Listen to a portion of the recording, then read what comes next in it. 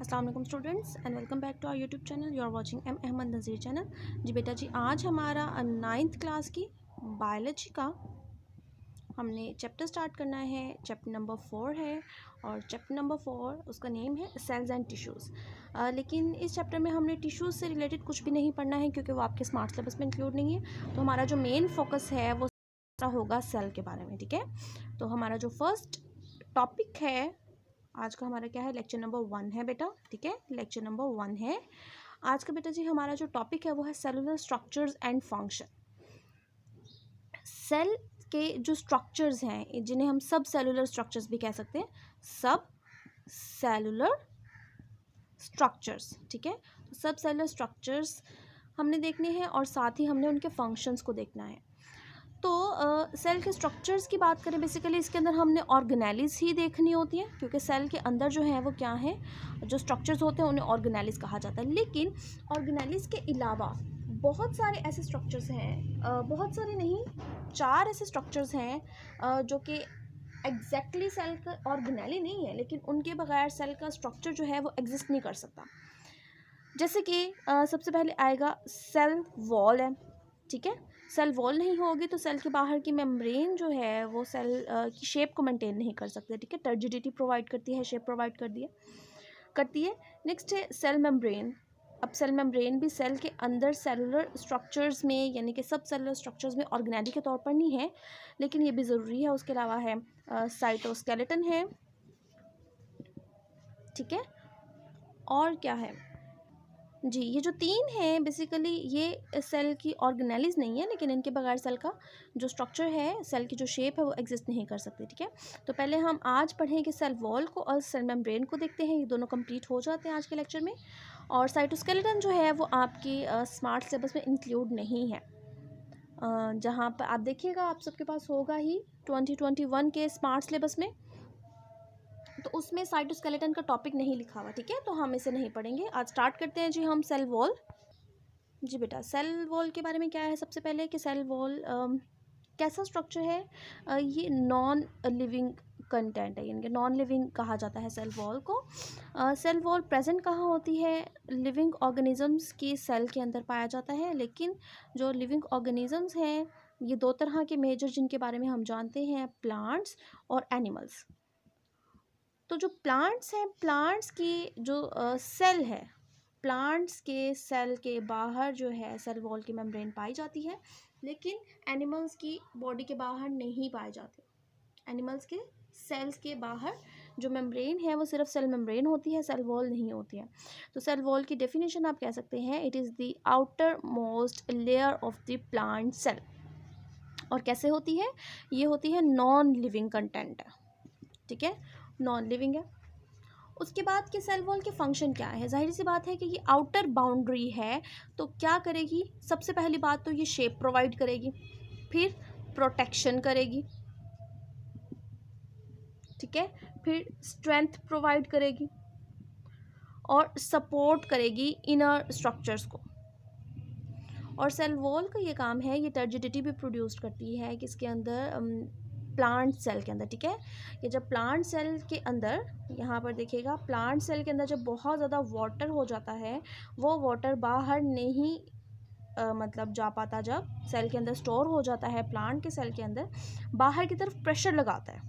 उस वाटर की बहुत ज़्यादा क्वांटिटी होने की वजह से ये बाहर दीवारों पर प्रेशर लगाता है, लेकिन क्योंकि बाहर एक टफ वॉल होती है, सेल वॉल, वो बर्स्ट नहीं होने देती इस सेल को, ना ही वाटर को इस तरह से रिलीज़ होने देती है।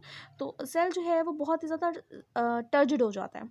और ये टर्जिड सेल होना जो है कहाँ पर हमें हेल्प करता है, जो यंग प्लांट्स होते हैं, जिनके यंग स्टेम्स होती हैं, उन्हें फिर स्ट्रेट खड़ा रहने के लिए टर्जिडिटी का फिनोमेना जो है वो यूज़ करते हैं।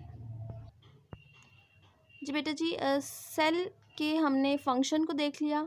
ठीक है, ये भी देख लिया कि ये नॉन लिविंग कंटेंट होता है। इसके बाद इसकी लेयर्स हैं, तो इसकी 2 लेयर्स होती हैं। एक होती है primary cell wall, primary cell wall होती है, और दूसरी होती है सेकेंडरी सेल वॉल होती है। अब जो प्राइमरी सेल वॉल है, जाहिर सी बात है वो पहले बनी होगी। तो ये अगर प्लांट का सेल है तो इसके बाहर, फॉर एग्जांपल जो मैंने ब्लू से बनाया है, ये क्या है, ये हम कह लें कि सेल मेम्ब्रेन है। तो इसके बाहर जो पहली लेयर बनेगी, जो पहली लेयर होगी वो कहलाएगी प्राइमरी सेल वॉल। ठीक है, अब सबके सब में दोनों सारे के सारे जितने भी प्लांट सेल हैं सबके अंदर प्राइमरी और सेकेंडरी दोनों सेल वॉल्स नहीं होती हैं। तो कुछ के अंदर एक ही होती है, जिनके पास एक ही है वो प्राइमरी है, और जिनके पास हम कहें कि दो लेयर्स हैं तो प्राइमरी सेल वॉल के अंदर की तरफ बनती है सेकेंडरी सेल वॉल।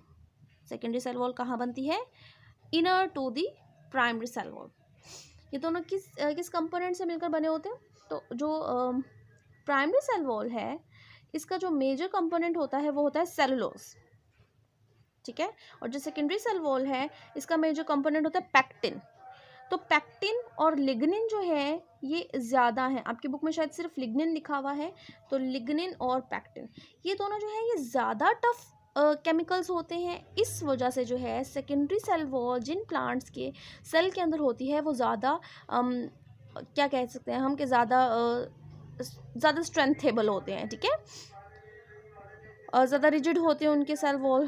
तो इसमें एग्जांपल किसके आ जाते हैं? सेकेंडरी सेल वॉल होती है जाइलम टिश्यूज़ में। जाइलम टिश्यूज़ आपने नाम सुना होगा, वाटर की कंडक्शन करते हैं ये प्लांट्स की बॉडी के अंदर।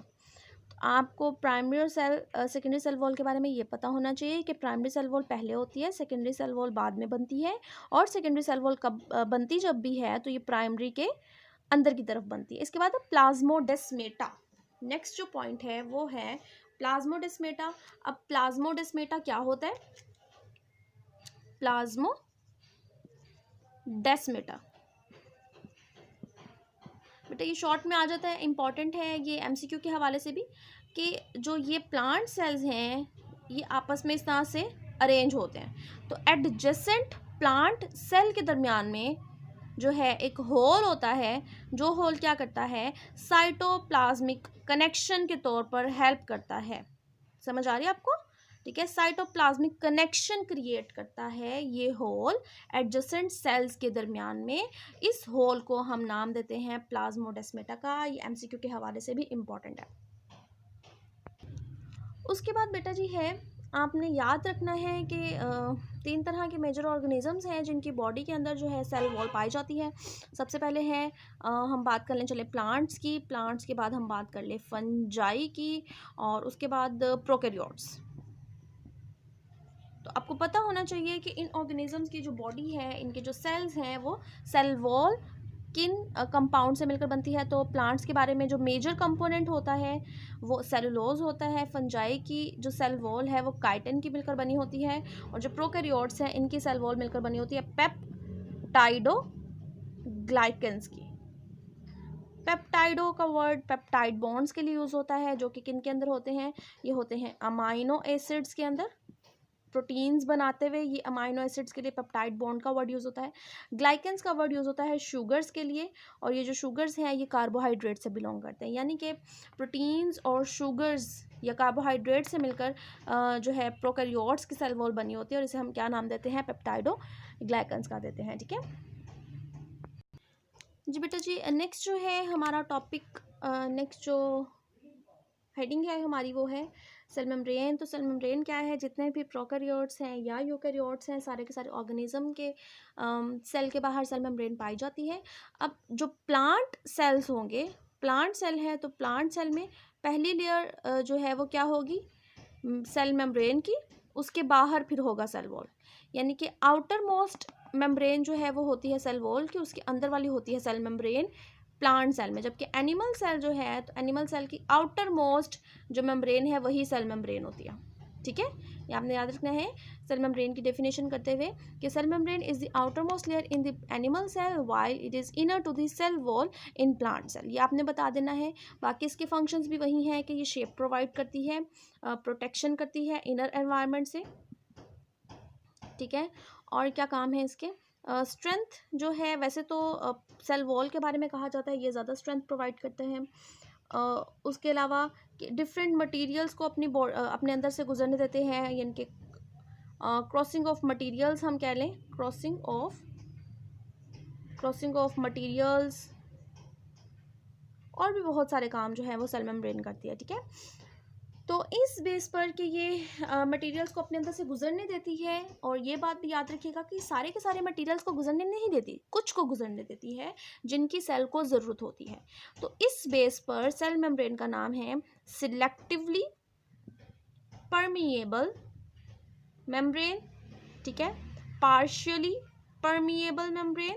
तो इसके इन बेसिस पर कुछ नाम है। सिलेक्टिवली परमिएबल का मतलब कि कुछ चीज़ों को सिलेक्ट करके गुजरने देगी, पार्शियली का मतलब भी होता है हाफ। तो जितने भी मटेरियल्स इर्द गिर्द मौजूद होते हैं सेल मेम्ब्रेन के, उन सबको ये अपने अंदर से नहीं गुजरने देती, सिर्फ कुछ मटेरियल्स को अपने अंदर से गुजरने देते हैं, ठीक है बेटा जी। उसके बाद जो है सेल मेम्ब्रेन का मॉडल जो है वो इम्पॉर्टेंट है।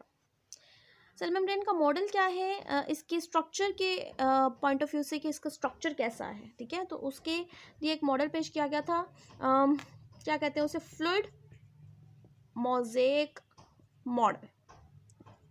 फ्लूइड मोज़ेक मॉडल में क्या है, इसके शेप के बारे में, इसके स्ट्रक्चर के बारे में बताया गया कि ये है अगर एक सेल, तो इस सेल की ये मेम्ब्रेन को अगर हम जूम करके देखें तो हमें कैसा स्ट्रक्चर नज़र आएगा, हमें नज़र आएगा कि देखिए ऐसे है ना, इसको थोड़ा सा चलें थोड़ा एक और एंगल से बताती हूँ कि ये है सेल, तो सेल ये वाला ऐसे करके ना, क्योंकि मैंने डायग्राम इस शेप में बनानी है, ये और ऐसे करके देखिए, जो आउटर बाउंड्री है, जो सेल मेम्ब्रेन है, इसमें आपको नज़र आएंगे इस तरह से लिपिड बाइलेयर नज़र आएंगे, और इस लिपिड बाइलेयर में कहीं कहीं पर क्या है, इस लिपिड बाइलेयर में कहीं कहीं पर प्रोटीन प्रेजेंट होती है, ठीक है।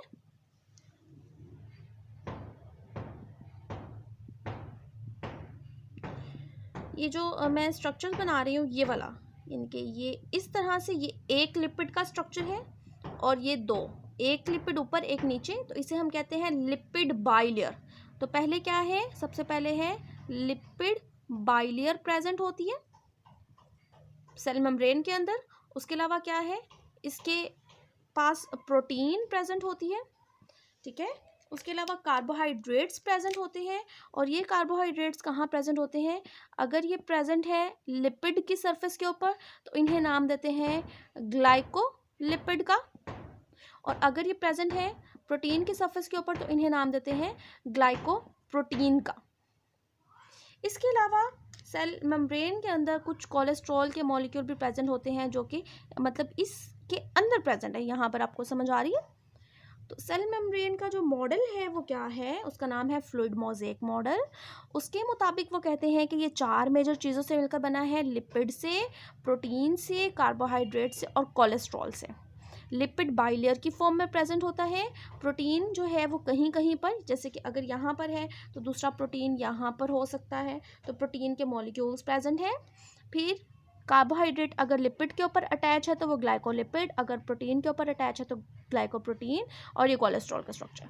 तो ये इसका स्ट्रक्चर है। यहाँ से अगर आपको सवाल आ जाता है draw the structure of cell membrane, तो आप ये वाली डायग्राम ड्रॉ कर सकते हैं। उसके अलावा इंपॉर्टेंट लॉन्ग है सेल मेम्ब्रेन का, जिसमें आप सारे पॉइंट्स लिखेंगे, इसकी डेफिनेशन के बारे में, प्लांट सेल और एनिमल सेल में इनकी पोजीशन के बारे में, इसके बाकी नेम्स जो दूसरे रखे गए हैं, सेलेक्टिवली परमिएबल, पार्शियली परमिएबल, वो इसके मॉडल का नाम, और फिर ये इसका मॉडल आप बनाएंगे और उसे एक्सप्लेन कर देंगे, ठीक है। हम इसके बाद है एक एमसीक्यू आता है इंपॉर्टेंट के सेल मेम्ब्रेन में फ्लूइडिटी कौन प्रोड्यूस करता है। तो ये जो लिपिड है, लिपिड की लेयर जो है वो फ्लूइडिटी प्रोड्यूस करती है, मींस कि इजीली जो है मटेरियल्स इसके अंदर से फ्लो करके अंदर और बाहर आ जाते हैं, ठीक है। तो हमारा जो है आज हमने पढ़ा है सेल वॉल और सेल मेम्ब्रेन के बारे में। इंशाल्लाह नेक्स्ट लेक्चर में हम बाकी की ऑर्गेनेलिस को स्टार्ट करेंगे। अल्लाह हाफिज़।